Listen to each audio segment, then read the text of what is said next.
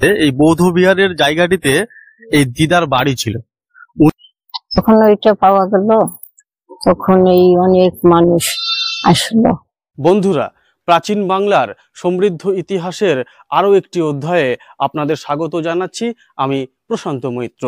আমি যে জায়গাটিতে বর্তমানে অবস্থান করছি এটি হচ্ছে মালদহ জেলার হবিবপুর ব্লকে অবস্থিত জগজীবনপুর বৌদ্ধ বিহার। এই বৌদ্ধ বিহারটি খ্রিস্টীয় নবম শতকে গড়ে উঠেছিল। চলুন বৌদ্ধ বিহারটি থেকে ঘুরে আসি। তাই যথারীতি ইতিহাসের খোঁজে আর ইতিহাসের টানে সকাল সকাল আমার দ্বিচক্র বাহন নিয়ে বেরিয়ে পড়লাম। চলার পথের সবুজের হাতছানি চাক্ষুষ করতে করতে এগিয়ে চললাম গন্তব্যের উদ্দেশ্যে। এটি হচ্ছে কেন্দ্রপুকুর বাস স্ট্যান্ড। এই বাস স্ট্যান্ড থেকে পূর্ব দিকে মহেন্দ্র পাল সরণি ধরে প্রায় 11 কিলোমিটার পিচ রাস্তা ধরে এগোতে থাকলাম। অবশেষে নানান গ্রামীণ জনপদ পেরিয়ে শেষমেশ পৌঁছে গেলাম জগজ্জীবনপুর। আমার ভিডিওর ডেসক্রিপশনে এই জগজ্জীবনপুর বৌদ্ধ বিহারের লোকেশনের লিংক দেওয়া থাকবে। আপনারা চাইলে সেই লিংকে ক্লিক করে সহজেই পৌঁছে যেতে পারেন জগজ্জীবনপুর বৌদ্ধ বিহার।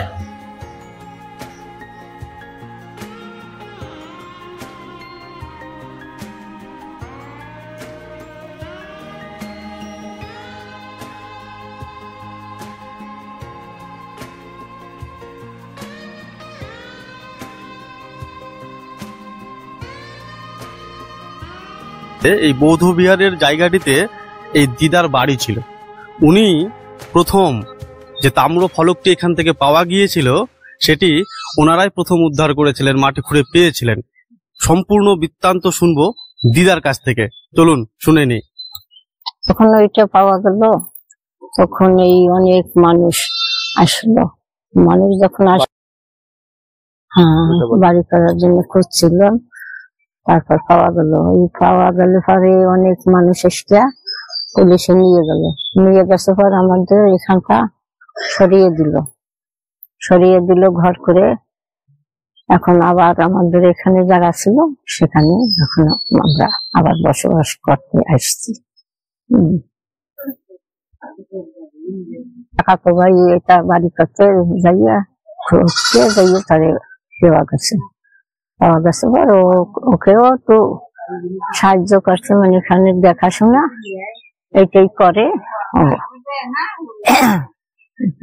আপনার নামটা? আমার নাম সুচিত্রা সেন। তাম্র ফলকটির উভয় পার্শ্বেই পালি ভাষায় সর্বমোট 70 লাইন লেখা আছে। সেখানে পাল রাজা মহেন্দ্র পালের নামও খোদাই করা আছে। সেখান থেকে জানা যায় পাল যুগে মহেন্দ্র পাল নামে এক রাজা ছিলেন, যার নাম ইতিহাসেও উল্লেখ ছিল না।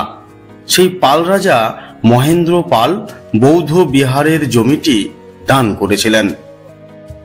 নানান জটিলতা পেরিয়ে ওই 27টি পরিবারকে পুনর্বাসন প্রদান করার পর 1992 সাল থেকে শুরু হয়ে 2005 সাল পর্যন্ত ধাপে ধাপে খনন কাজ সমাপ্ত হয় এবং 2015 সাল পর্যন্ত এর নানান সংস্কারের কাজ হয়।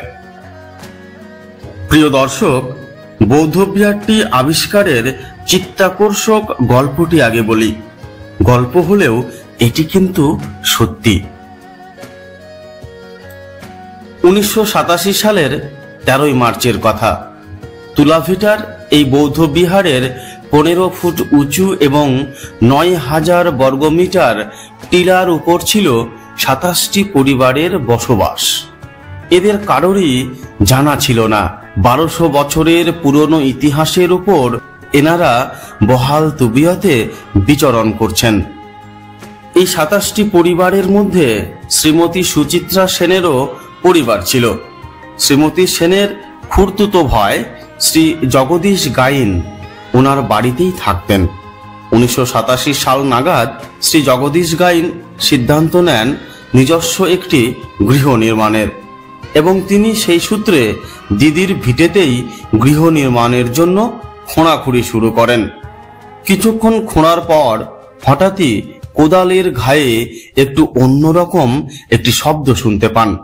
তখনও জানতেন না তিনি কি আবিষ্কার করে ফেলেছেন। তিনি ধীরে ধীরে মাটি সরিয়ে দেখেন একটি তামার পাত, যার উপর খোদাই করে কিছু লেখা আছে। শ্রীমতী সুচিত্রা সেনের ভাষ্যমতে এটির ওজন ছিল প্রায় 13.5 কেজি। বজ্রপাতের ঝলকের মতো এই তাম্র ফলক আবিষ্কারের কথা রটে যায় গ্রাম থেকে গ্রামান্তরে। একদিন পরেই হবিবপুর ব্লকের তৎকালীন বিডিও গিয়ে সেটি উদ্ধার করে জেলায় প্রেরণ করেন। ইতিহাসে নাম উঠে যায় জগদীশচন্দ্র গাইনের। সঙ্গে পাল সম্রাটদের মধ্যে নবম শতকে দেবপালের পর কে সম্রাট হন, এই প্রশ্নের উত্তর যা এতকাল ঐতিহাসিকরা খুঁজে পাচ্ছিলেন না। সেই উত্তরও পাওয়া যায় এই তাম্র ফলক থেকে। পাওয়া যায় পাল রাজাদের এক মিসিং লিঙ্ক, পাল রাজা মহেন্দ্র পাল। এতকাল অজানা রহস্যের বেড়াজালে মহেন্দ্র পাল নামে কোনো রাজার নাম জানা ছিল না কারোরই।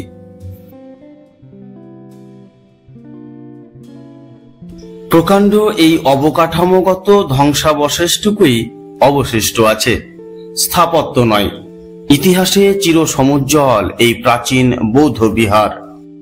তাম্রফলকে এই বৌদ্ধ বিহারটিকে নন্দ দীর্ঘিকা উদ্রঙ্গ মহাবিহার নামে অভিহিত করা হয়েছে, যার ভূমি 854 খ্রিস্টাব্দ নাগাদ মহাসেনাপতি বজ্রদেবের অনুরোধে বৌদ্ধ ভিক্ষুদের দান করেন সম্রাট মহেন্দ্র পাল।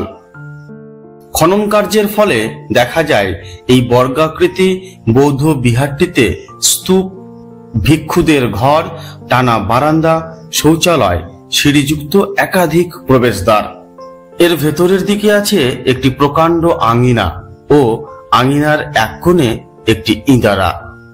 এখান থেকে পাওয়া যায় 250টিরও বেশি পোড়ামাটির ফলক, শিলমোহর, মাটির পাত্র, পুঁতি, দৈনন্দিন ব্যবহার্য আরো নানান জিনিস।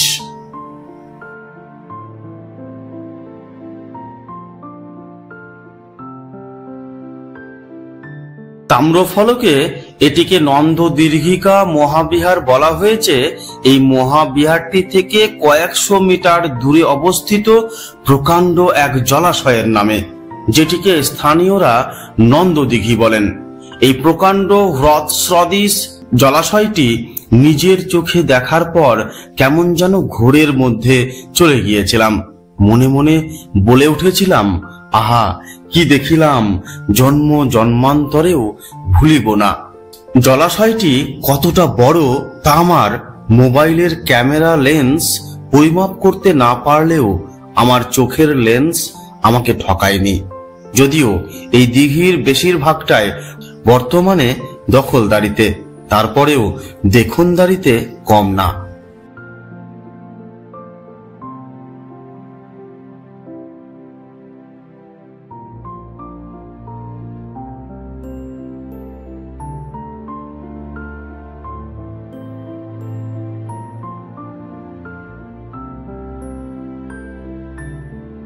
কোনো এক সময় বৌদ্ধ ভিক্ষুদের পদচারণা, মন্ত্রোচ্চারণ, জ্ঞান চর্চা, শরীর চর্চার অন্যতম পীঠস্থান এই সমৃদ্ধ প্রাচীন জনপদটি, যা উন্নতির চরম শিখরে পৌঁছেছিল এবং উন্নত মানের জীবনধারার কেন্দ্রবিন্দু ছিল, তা আজ কালের বিবর্তনে নিতান্তই এক সাদামাটা গ্রামীণ জনপদ।